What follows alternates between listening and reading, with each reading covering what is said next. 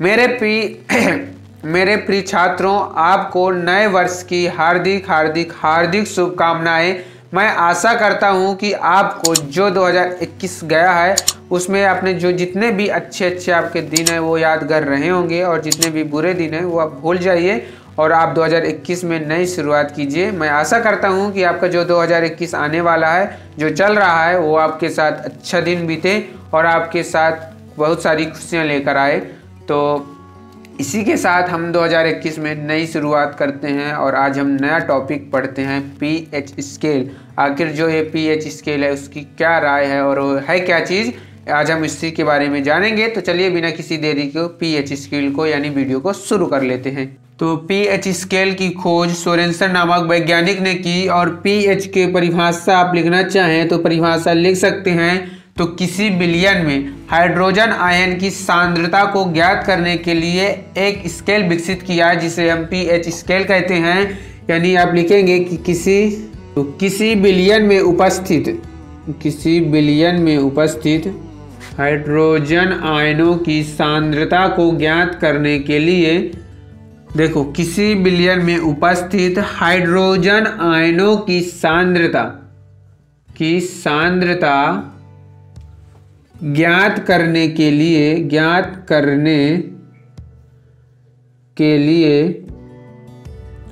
एक स्केल बनाया गया जिसे हम पीएच स्केल कहते हैं। विकसित किया गया जिसे पीएच स्केल कहते हैं। तो देखिए, पीएच स्केल, इसकी खोज सोरेनसन नामक वैज्ञानिक ने की। आपके 1 नंबर मार्क्स के लिए है, 1 नंबर में आ सकता है। और पीएच स्केल की अगर आप परिभाषा कहेंगे तो पीएच स्केल बिलियन में उपस्थित हाइड्रोजन आयनों की सांद्रता ज्ञात करने के लिए एक स्केल विकसित किया गया जिसे हम पीएच स्केल कहेंगे। और पीएच पैमाना में, यानी पीएच स्केल में पीएच पैमाना में 1 से 0 से लेकर 14 तक गिनती दी गई है। पीएच में या लिखेंगे आप पीएच स्केल में 0 से लेकर 14 तक गिनती है। पीएच स्केल में 0 से लेकर 14 तक गिनती है। अब हम आपको एक डायग्राम के द्वारा समझाएंगे। पहले आप इतना समझ लीजिए कि पीएच स्केल में कितने तक गिनती है, 0 से 14 तक गिनती है। तो पीएच स्केल में 0 से 14 तक गिनती है। तो आप इस एक स्केल बना लीजिए, जैसे हमने एक स्केल बनाया यहाँ से यहाँ तक, ये स्केल बना। इसमें हमने 0 अंकित किया, 1 2 3 4 5 6 7 8 9 10 11 12 13 और 14। तो इसे हम पीएच पैमाना कहेंगे या पीएच स्केल कह लीजिए आप। पैमाना या स्केल, ये स्केल नहीं है, स्केल है। ओके, हाँ। तो पीएच स्केल यहाँ से 0 से लेकर 7 तक, देखिए पीएच स्केल में 0 से लेकर 14 तक क्या होते हैं, अंक दिए होते हैं। जो 7 नंबर होता है, जो ये 7 नंबर होता है, ये उदासीन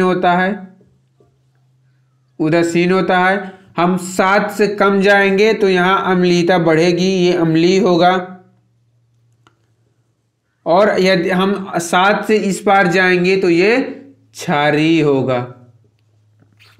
देखिए 0 1 2 3 4 5 6 जो ये अंक होते हैं वो अम्लीय होते हैं, और 8 से 14 तक क्षारीय होते हैं। 0 वाला जो अम्ल होता है वो अधिक अम्लीय होता है, और जो 14 वाला होता है वो अधिक क्षारीय होता है। तो यहाँ सबसे अम्लीय पदार्थ अगर हम लिखेंगे तो HCl लिखेंगे, और सबसे अधिक क्षारीय पदार्थ लिखेंगे तो NaOH लिखेंगे। देखिए HCl ये सबसे अधिक अम्लीय पदार्थ है, सबसे अधिक अम्लीयता। और यह सबसे अधिक क्षारीयता, सबसे अधिक क्षारीयता, तो सबसे अधिक क्षारीयता NaOH में पाई जाती है और सबसे अधिक अम्लीयता HCl में पाई जाती है। और pH स्केल में 0 से 14 तक होते हैं अक्षार, जिसमें 7 उदासीन होता है और 0 से 6 तक 6 से 7 से 0 की तरफ आने पर अम्लीयता बढ़ती है और 7 से 14 की तरफ जाने पर क्षारीयता बढ़ती है। जैसे जैसे हम आगे बढ़ते जाएंगे वैसे वैसे क्षारीयता बढ़ती जाएगी, जैसे जैसे हम कमते जाएंगे वैसे अम्लीयता बढ़ती जाएगी। या हम उम्मीद करते हैं कि जो आपको ये pH स्केल है वो समझ में आ गया होगा। अब हम आपको कुछ उदाहरण अम्लीयता के और कुछ pH पैमाने के कुछ उदाहरण लिखा देते हैं जो आपके एग्जाम में आने के लिए पूरी गारंटी है। कुछ pH के उदाहरण लिख लीजिए आप। pH के उदाहरण ये आपके एग्जाम में आने के लिए पूरी संभावना है, तो इन्हें आप ध्यान से पढ़िएगा क्योंकि ये 1 नंबर के लिए बहुत ही इम्पोर्टेंट होने वाले हैं। जैसे हमने HCl का जो सुना है, तो HCl का जो pH पैमाना होता है, यहाँ pH मान लिखेंगे, pH मान, और यहाँ हम पदार्थ तत्व या यौगिक, आप यहाँ पदार्थ लिख लीजिए, तो हम यहाँ पदार्थ लिखेंगे और यहाँ हम पदार्थ के नाम लिखेंगे और हम यहाँ pH के मान लिखेंगे। तो HCl का pH कितना होता है? HCl का pH 0.1 होता है। रक्त का pH कितना होता है? रक्त का जो pH होता है वो 7.4 होता है। देखिए, जो 6-7 से जितने कम होंगे वो अम्लीयता के गुण प्रदर्शित करेंगे और जो 7 से अधिक होंगे वो क्षारीयता का गुण प्रदर्शित करेंगे और जो 7 होगा वो उदासीनता का गुण प्रदर्शित करेगा। यानी जो जल होता है वो उदासीन होता है और उसका जो pH मान होता है 7 होता है। जल ना अम्ल होता है ना क्षार होता है, वह उदासीन होता है। तो ये 7 क्या है? उदासीन। और ये आपके लिए इम्पोर्टेंट है, इसे याद रख लीजिएगा। जल का रक्त एक क्षार होता है। अगर हम लार की बात करें, जो मुंह में लार बनती है वो क्या होता है? उसका 6.5 से 7.5 के बीच होता है। अगर हम सेव का बात करें तो जो सेव है वो 4.5 होता है सेव का। दूध की बात करें तो दूध 6.5 से 6.8 होती है।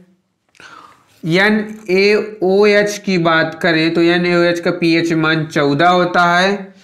और नींबू की अगर हम pH मान ज्ञात करना चाहें तो नींबू का 3 से 5 होता है। कितना होता है? 3 से 5 होता है। अम्लीय वर्षा जो होती है उसका मान या 5.6 से कम होता है। इमली का होता है 4 से 5 pH पैमाना। इनो का आप लिखेंगे तो इनो जो होता है वो इसका 8.5 होता है। इनो एक क्षारक है। आंवला एक क्या है? तो आंवला जो है एक खट्टा पदार्थ है और इसका जो pH पैमाना होता है वो 3.5 होता है। तो ये रहे कुछ आपके pH के उदाहरण, इन्हें आप लिख लीजिएगा और ध्यान से याद रखिएगा क्योंकि ये वेरी इंपॉर्टेंट मोस्ट है और आपके एग्जाम में 1 नंबर में आने की पूरी से पूरी संभावना है। इनमें से कुछ ना कुछ देखिए, ये जो जल है इसके आपने जो अभी रिवीजन टेस्ट हुआ था उसमें भी आपको ये आया था 1 नंबर में। इसीलिए अगली बार का पता दूध का पूछ लिया, NaOH का पूछ लिया, नींबू का या इमली का पूछ लिया, तो इसीलिए आप इनको याद कर लीजिएगा। और यदि कुछ भी डाउट होता है तो मेरा व्हाट्सएप नंबर दिया गया है, उस पर कांटेक्ट कर लीजिएगा। तो अब हम बात करेंगे दैनिक जीवन में pH का महत्व। दैनिक जीवन में pH का महत्व, जो pH है इसका दैनिक जीवन में उपयोग क्या है उसके बारे में हम डिस्कस कर लेते हैं। ये भी आपके लिए कुछ इम्पोर्टेंट होने वाला है, तो इसीलिए इस लेक्चर को भी आप ध्यान से देखिएगा। तो चलिए, दैनिक जीवन में pH का महत्व जो पहला है वह पशु pH के लिए संवेदनशील होते हैं। हम इस टॉपिक को समझ लेते हैं, आखिर इसका मतलब क्या है कि क्या पौधे पशु pH के लिए संवेदनशील होते हैं। तो हमारा जो शरीर है वो 7.0 से 7.8 परास के बीच कार्य करता है। मतलब अगर हम बात करें जो शरीर है, तो शरीर का जो पीएच मान होता है वो 7.0 से 7.8 पीएच मान के बीच कार्य करता है। मतलब शरीर जो है पीएच इतने के बीच कार्य करता है, 7.0 से 7.8 के बीच। जीवित प्राणी केवल संकीर्ण पीएच परास में ही जीवित रह सकते हैं। मतलब जो जीवित प्राणी होते हैं वो संकीर्ण परास पर ही जीवित रह सकते हैं। मतलब कि वो केवल 7.0 से 7.8 के बीच जो पीएच मान होता है उसी के बीच ही जीवित रह सकते हैं। यदि इससे कम या इससे ज्यादा हो जाए तो उनमें जो है जीवन जीने की संभावना कुछ कम हो जाती है। तो वर्षा के जल की पीएच मान जब 5.6 से कम हो जाती है तो वह अम्लीय वर्षा कहलाती है। अम्लीय वर्षा की परिभाषा क्या है कि वर्षा की जो जल, जैसे हमने अभी लिखवाया है कि जो अम्लीय वर्षा होती है, अम्लीय जो वर्षा होती है उसका जो पीएच मान होता है वो 5.6 से कम होता है। यदि कोई वर्षा होती है और उसका जो पीएच मान होता है वो 5.6 से कम हो जाता है तो वह वर्षा अम्लीय वर्षा में परिवर्तित हो जाती है। तो इसे आप अम्लीय वर्षा समझ सकते हैं। और जो अम्लीय वर्षा है उसके बहुत से दुरुपयोग हैं, जिसके कारण जो वर्षा होती है वो बहुत हमारे लिए हानिकारक सिद्ध होती है। अम्लीय वर्षा का जल जब नदी में प्रवाहित होता है तो नदी के जल के पीएच का मान कम हो जाता है और ऐसी नदी में जलीय जीवधारियों की उत्तरजीविता कठिन हो जाती है।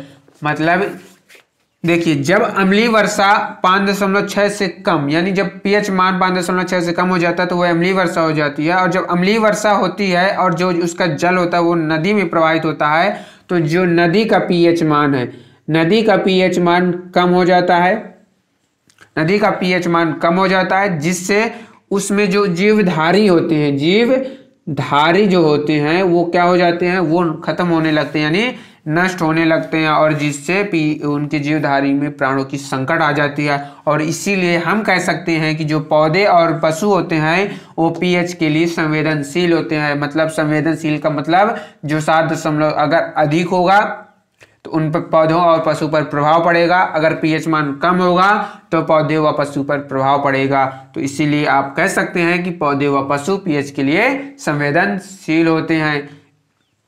यदि आपको हिंदी लिखनी है तो आपकी बुक में दी गई है, उससे आप लिख सकते हैं। दूसरा, आपके बगीचे की मिट्टी का पीएच क्या है? तो अच्छी उपज के लिए पौधों को एक विशिष्ट पीएच परास की आवश्यकता होती है। ध्यान दीजिएगा कि अच्छी उपज के लिए पौधों की एक विशिष्ट पीएच परास की आवश्यकता होती है। और किसी पौधे के स्वस्थ विकास के लिए आवश्यक पीएच को ज्ञात करने के लिए विभिन्न स्थानों से मिट्टी एकत्र की जाती है और पीएच की जांच की जाती है। और जहां से मिट्टी ले रहे हैं वहां कौन से पौधे होते हैं। यानी कि जो बगीचे की मिट्टी का जो महत्व है उसका क्या है कि एक अच्छे पौधे की, एक जो ये पौधा है, इसे आप समझ लीजिए ये पौधा है और ये क्या है, पौधा है।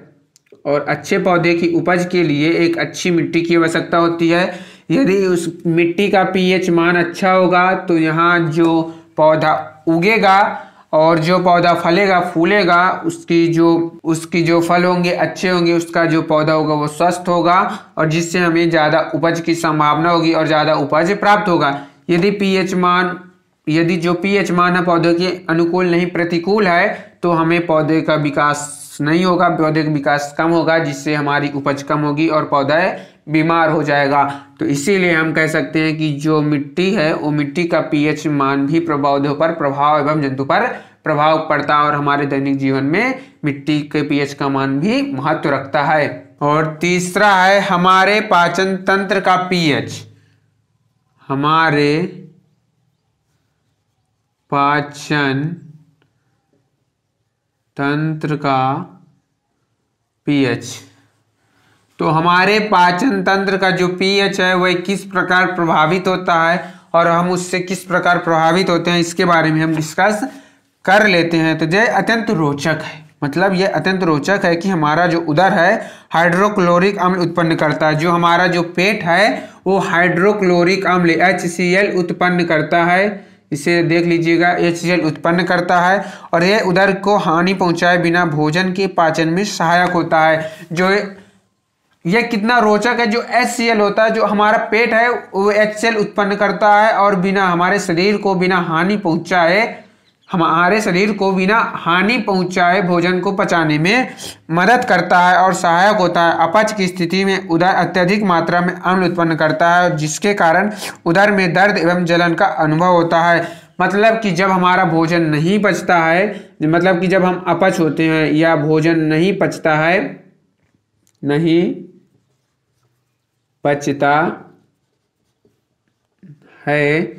जब हमारा भोजन नहीं पचता है तब अत्यधिक मात्रा में जो हमारा पेट होता है वो दर्द करने लगता है।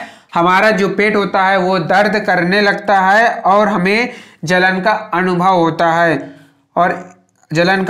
होता है और इस दर्द से मुक्त होने के लिए एनेस्थेटिक जैसे क्षारकों का उपयोग किया जाता है। इसके लिए एनेस्थेटिक क्षारकों का उपयोग किया जाता है। तो इस प्रकार हम समझ सकते हैं कि जो हमारा पाचन है वो पाचन में पीएच का कितना महत्व होता है, क्योंकि देखिए जो उदर है वो HCl उत्पन्न करता है और अपच और बिना हमारे शरीर को नुकसान पहुंचाए वह हमारे भोजन को पचाने में मदद करेगा।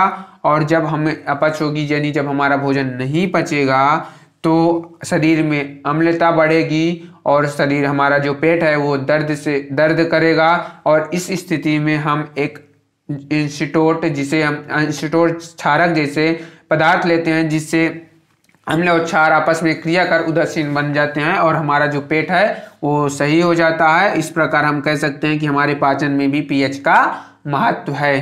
तो चलिए इस वीडियो में आपके लिए बस इतना ही, मिलते हैं नेक्स्ट वीडियो में। तब तक के लिए खुश रहिए और खुशियां बांटते रहिए। जय हिंद, जय Bharat. Thanks for watching this video.